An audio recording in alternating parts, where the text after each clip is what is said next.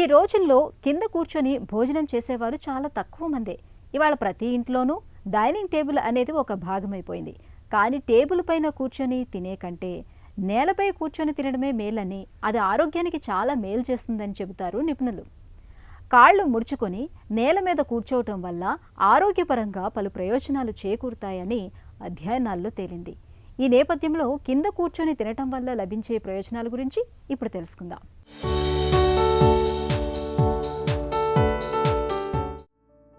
పూర్వపు రోజుల్లో ఇంటిలిపాది కింద కూర్చుని తినేవారు. ముక్కాలి పీట మీద కూర్చుని ఆధారములన్నీ ఒకటొకటిగా వడ్డించుకుంటూ తృప్తిగా తినేవారు. అయితే కాలం మారుతున్న కొద్దీ నాగరికత పేరుతో కింద కూర్చుని తినే అలవాటు మెల్లగా మాయమైపోయింది.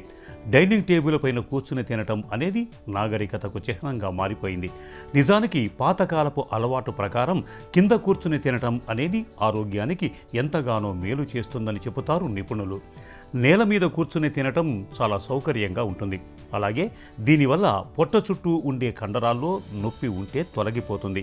ఇలా రోజు కింద కూర్చుని తినటం అలవాటు చేసుకుంటే కండరాల్లో కదలిక పెరిగి అవి ఫ్లెక్సిబుల్గా దృఢంగా మారతాయి.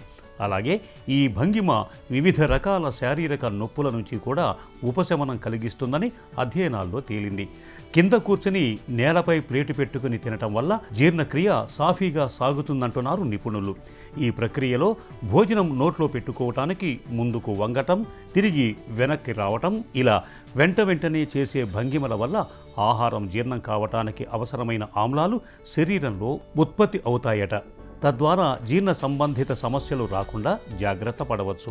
అలాగే శరీరానికి కావలసిన శక్తి కూడా అందుతుంది. నేల మీద కూర్చొని భోంచేయటం వల్ల బరువు కూడా తగ్గొచ్చట. అది ఎలాగంటే, సాధారణంగా మనకు సరిపోయేంత తిన్నామా లేదా అనే విషయం తెలియటానికి పొట్ట నుంచి మెదడుకు సిగ్నల్స్ అందించే నాడి ఒకటి ఉంటుంది. డైనింగ్ టేబుల్పై తినటం కంటే కింద కూర్చొని తినటం వల్ల ఈ నాడి మరింత సమర్థంగా పనిచేస్తుందట. కాబట్టి మనకు సరిపోయేంత ఆహారం మాత్రమే తీసుకుంటాం.